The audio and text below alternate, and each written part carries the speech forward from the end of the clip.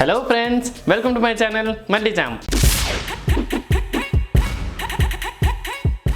Friends, ఈ summer సీజన్లో ఎంతో రుచికరమైన అండ్ చలువ చేసే మజ్జిగ పులుసుని ఎలా తయారు చేసుకోవాలో చూసేద్దామా. మరి ముందుగా ఈ టేస్టీ మజ్జిగ పులుసు కోసం ఇక్కడ నేను 1/2 లీటర్ పెరుగు తీసుకున్నానండి.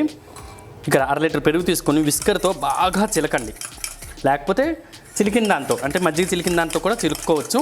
ఇలా బాగా అసలు లంప్స్ లేకుండా బాగా చిలుకుదాం. ఇక్కడ ఇప్పుడు మనం పెరుగు బాగా చిలుక్కున్నాం కదా. ఇప్పుడు చూడండి, ఇలా చిలుక్కున్న తర్వాత అందులో టేస్ట్కి సరిపడంత ఉప్పు వేసుకుందాం.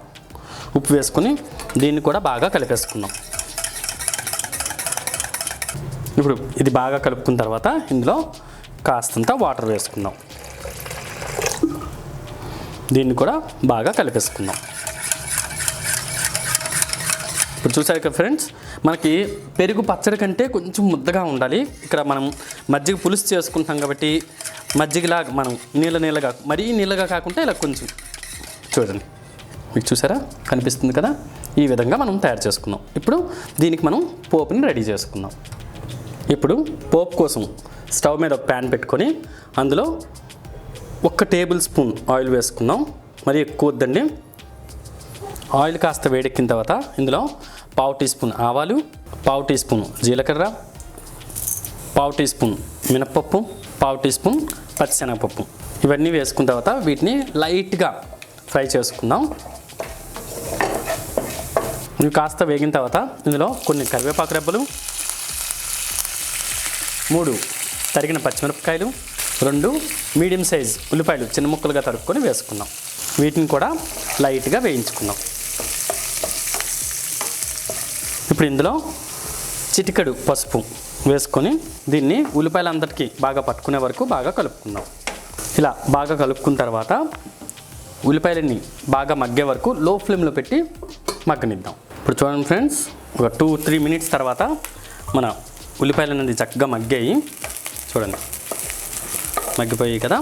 ఇప్పుడు చివరిగా మనం ఇందులో కాస్తంత తురిమిన కొత్తిమీర వేసుకొని కలిపేసుకుందాం. ఇప్పుడు స్టవ్ ఫ్లేమ్ కూడా ఆఫ్ చేసుకొని మన పోపు అంతా బాగా సిద్ధమైంది. ఇప్పుడు మనం ముందుగా చిలికిన పెరుగులో దీన్ని కలుపుకుందాం. ఇప్పుడు మనం దీంట్లో ఈ పోపునంతా కలుపుకుందాం.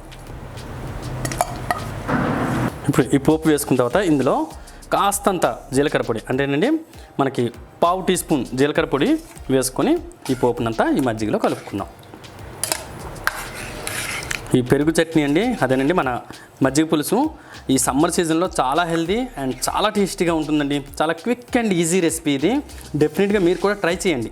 అండ్ ఈ సమ్మర్ సీజన్లో అండి మనకి పప్పులు, చారు, సాంబార్ ఇలాంటివి తినబుద్ధి కాదు కాబట్టి ఇలా మజ్జిగ చారు చేసుకుని తినండి, హ్యాపీగా ఎంజాయ్ చేయొచ్చు. ఆహా, ఎంతో రుచికరమైన కమ్మనైన మజ్జిగ పులుసు రెడీ అయింది. మీరు కూడా డెఫినెట్గా ట్రై చేసి మీకు ఎలా వచ్చిందో మాకు కామెంట్ చేయండి. ఈ కమ్మనైన మజ్జిగ పులుసుని మీరు కూడా తయారు చేసుకొని మీ ఇంటిలో పాది ఎంజాయ్ చేయండి అండ్ హెల్తీగా ఉండండి. మీకు కనుక ఈ వీడియో నచ్చినట్లయితే సబ్స్క్రైబ్ చేయండి, షేర్ చేయండి అండ్ లైక్ చేయండి. దాంతోపాటు బెల్ ఐకాన్ని డెఫినెట్గా ప్రెస్ చేయండి. Thank you friends, bye bye.